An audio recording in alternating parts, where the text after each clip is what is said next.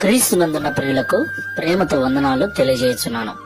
ఈరోజు దేవుడు మనకు చేస్తున్న వాగ్దానం ఏమిటనగా యెషయా గ్రంథం 60వ అధ్యాయం 14వ వచనం.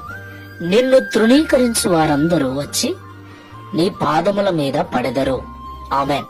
నా ప్రియమైన సహోదరి సహోదరులారా, ఈ లోకంలో జీవిస్తున్న మనమందరం కూడా మనలో ఉన్న లోపాలను బట్టి, బలహీనతలను బట్టి, చేసిన తప్పులను బట్టి, వచ్చిన రోగములను బట్టి, ఇలా అనేక కారణాల వలన ఇతరులు మనల్ని తృణీకరిస్తూ ఉంటారు, తూలనాడుతూ ఉంటారు, వ్యతిరేకిస్తూ ఉంటారు, దూరంగా పెడుతూ ఉంటారు.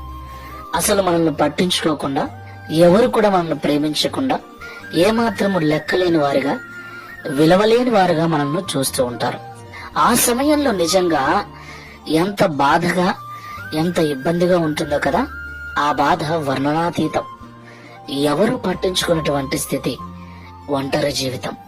అయితే దేవుడు అంటున్నాడు, ఎవరైతే ఈ లోకంలో నిన్ను తృణీకరిస్తున్నారో ఒకరోజు వారందరూ వచ్చి నీ పాదముల మీద పడతారు అని. దేవునికి మహిమ కలుగుగాక. అవును ప్రియులారా, దేవుడు మన బలహీనతలను తొలగించి బలపరచగల సమర్థుడు. మన రోగములను తీసివేసి స్వస్థపరచగలవాడు. మన దీన స్థితిని, హీన స్థితిని మార్చి మనలను ఘనపరచగల దేవుడు. దేవునికి మహిమ కలుగుగాక. అలాగున మన జీవితము దేవుడు చేయాలి అంటే ఈ లోకంలో మనం కూడా దేవుణ్ణి ఘనపరచు వారముగా ఉండాలి. మన యొక్క క్రియల ద్వారా దేవుణ్ణి మనము ఘనపరచాలి. ఎవరైతే దేవుణ్ణి ఘనపరుస్తారో దేవుడు వారిని ఘనపరుస్తాడు.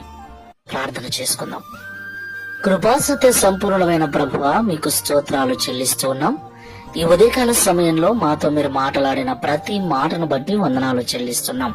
నిజమే తండ్రి, ఆయా సమయాలలో మా బలహీనతలను బట్టి, మా చేతగానితనాన్ని బట్టి, ఇంట్లో వారి చేత, ఆఫీసులో ఉన్న వారి చేత, ఇరుగు పొరుగు వారి చేత, ఆయా స్థలములలో ఆయా వ్యక్తుల చేత తృణీకరించబడిన వారమై, వెలివేయబడిన వారమై ఒంటరితనములో జీవిస్తూ ఉన్నాం. ఆ సమయంలో నిజంగా ఎంతో బాధ, ఎంతో వేదన. అయితే మా క్రియల ద్వారా, మా విశ్వాసము ద్వారా నిన్ను ఘనపరిచే వారముగా మేము ఉన్నట్లయితే ఈ లోకంలో మీరు మమ్మల్ని ఘనపరిచి, ఎవరైతే మమ్మల్ని తృణీకరిస్తున్నారో వారందరూ కూడా మా కాళ్ళ యొద్దకు వచ్చేటట్లుగా మా జీవితాలను మారుస్తారని మాతో మాట్లాడారు.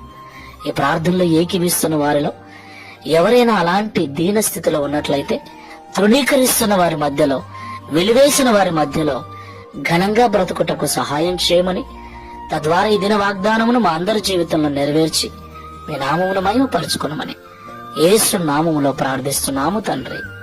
ఆమేన్. Praise the Lord. God bless you.